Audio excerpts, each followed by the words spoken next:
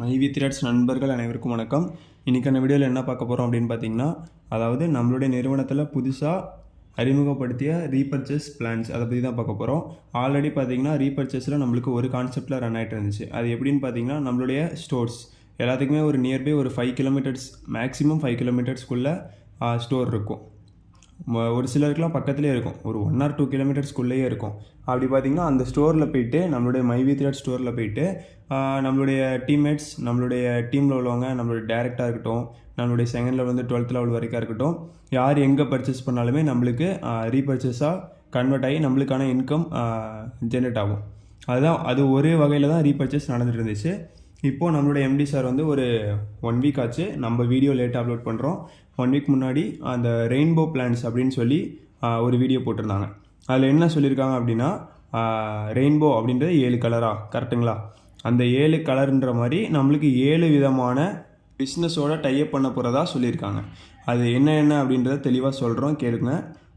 ஓகேங்களா? அதாவது நம்ம அந்த பிஸ்னஸ் 7 விதமான பிஸ்னஸ் இருக்கு இல்லைங்களா, அதில் போய்ட்டு நம்மளுடைய சர்வீஸோ இல்லை ப்ராடக்ட்டோ நம்ம பர்ச்சேஸ் பண்ணும் பொழுது நம்மளுக்கான அங்கே ஒரு கமிஷன், அதாவது ரீபர்ச்சேஸ் இன்கம் ஜென்ரேட் ஆகும்.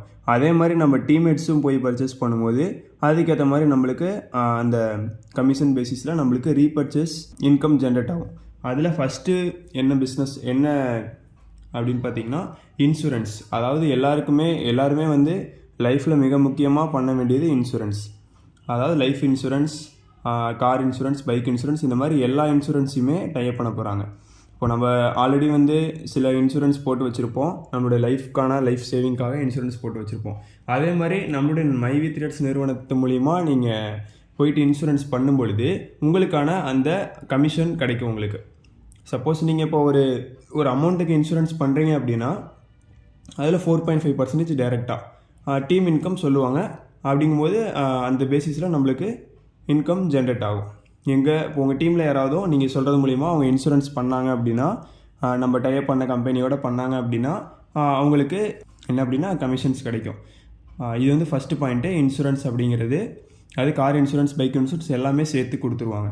நெக்ஸ்ட்டு வந்து பார்த்திங்கன்னா ஃபுட்வேர், அதாவது செப்பல், ஷூஸ், அந்த மாதிரி நம்ம பர்ச்சேஸ் பண்ணும்பொழுது நம்ம பர்ச்சேஸ் பண்ணாலும் சரி, நம்ம டீமில் பர்ச்சேஸ் பண்ணாலும் அதில் ஒரு மிகப்பெரிய இன்கம் இருக்குது.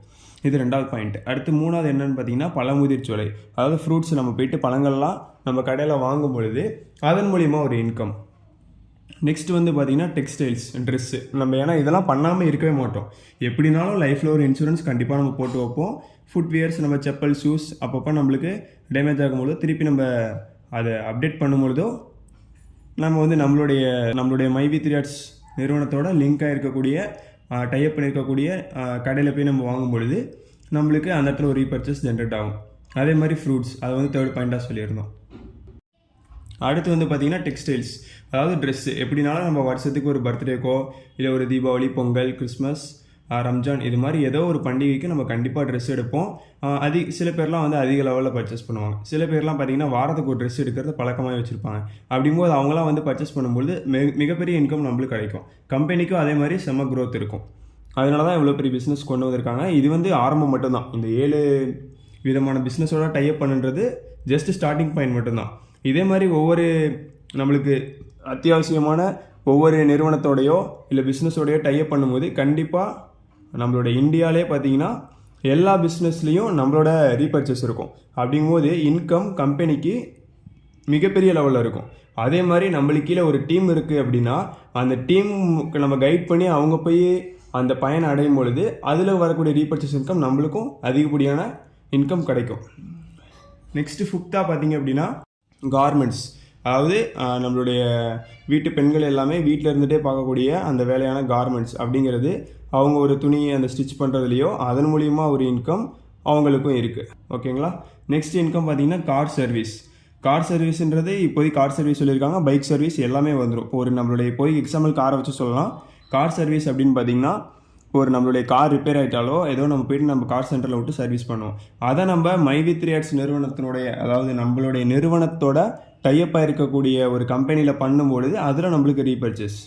நம்ம காரை சர்வீஸ் பண்ணாலோ இல்லை நார்மலாக ஏதோ ஒரு பார்ட்ஸ் சேஞ்ச் பண்ணுறோம், ஏதோ ஒன்று நம்ம காருக்கு பண்ணக்கூடிய அந்த ஒரு சர்வீஸ் மூலிமா நம்மளுக்கு ரீபர்ச்சேஸ்.